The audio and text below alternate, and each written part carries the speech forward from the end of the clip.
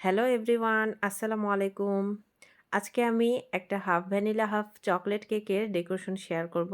অনেকদিন পর এরকম একটা হাফ ভ্যানিলা হাফ চকোলেট কেকের অর্ডার এসেছে। তো এই ডেকোরেশনটা আসলে হাফ ভ্যানিলা হাফ চকোলেট কেকের বেসটা তৈরি করার সময় একটু ঝামেলা পোহাতে হয়। তারপরও কিন্তু এই কাজগুলো করতে বেশ ভালোই লাগে। সচরাচর কাস্টমাররা যেকোনো একটা ফ্লেভারেই নিয়ে থাকে। হঠাৎ মাঝে মধ্যে কিন্তু এরকম মিক্স ফ্লেভারের অর্ডার চলে আসে। তখন কাস্টমারদের ডিমান্ড অনুযায়ী কাজগুলো করে থাকি। তো এই যে দেখতে পাচ্ছেন যে হাফ ভ্যানিলা হাফ চকোলেট কেকের আমি একটা ২ পাউন্ডের চকোলেট আর ভ্যানিলার স্পঞ্জ তৈরি করে নিয়েছি। আর এটাকে আমি ৩ টি লেয়ারে স্লাইস করে নিয়েছি।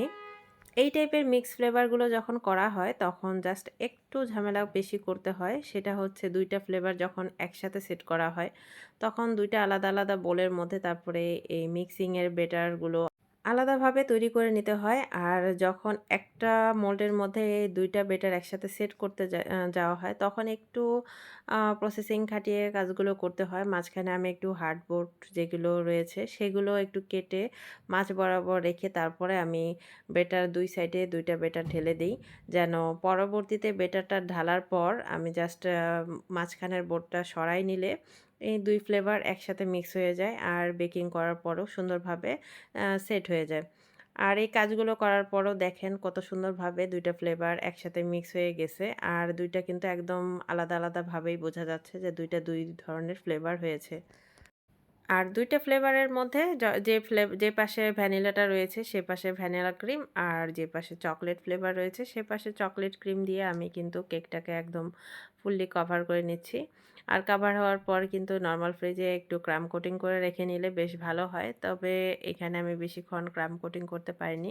আর যেহেতু শীতের দিন তেমন একটা প্রবলেম হয় না, তাই একসাথে আমি ক্রাম কোটটা করার পর অল্প কিছুক্ষণ রেখে তারপরে আমি বাকি ফিনিশিংটা দিয়ে দিয়েছি। আর তার উপর আমাকে কাস্টমার যে ডিজাইনটা দিয়েছিল, এই ডিজাইনটা আমার পেজে আমি বেশ কয়েকবার তৈরি করেছি। তারপরও ওনারা ওনাদের বাচ্চার জন্য কিন্তু এই ডিজাইনটাই সিলেক্ট করেছে। একদমই সিম্পল, সোজা কথায় বলা চলে যে যারা বেকিংয়ের জগতে নতুন তাদের জন্যও কিন্তু একদমই সহজ, যেটাকে বাংলা ডিজাইন আমি বলে থাকি। আসলে 1M নজেল দিয়ে এই গোলাপের ডিজাইনটাকে আমি বাংলা ডিজাইন বলি, কারণ এর মতো সহজ কোনো ডিজাইন আমার কাছে মনে হয় না। সবচাইতে সহজ এই ডিজাইনটা আমার কাছে মনে হয়। আর এই ডিজাইনগুলো আসলে বেশ ভালোই লাগে যেভাবেই করা হোক না কেন। আমি জাস্ট 1M নজেল দিয়ে পুরো ডেকোরেশনটা মানে করে ফেলেছি। 1M নজেলের যে গোলাপের ডিজাইনটা রয়েছে এটা একদমই সহজ বাংলা একটা ডিজাইন। আর এই ডিজাইনটা দেওয়ার পর আমি জাস্ট কিছু চকলেট চিপস দিয়ে দিয়েছি আর সাইডের অংশে একটা ছোট্ট ডিজাইন এঁকে দিয়েছি। চকলেট চিপস দেওয়ার কারণে চকলেট কেকটা দেখতে বেশি সুন্দর হয়।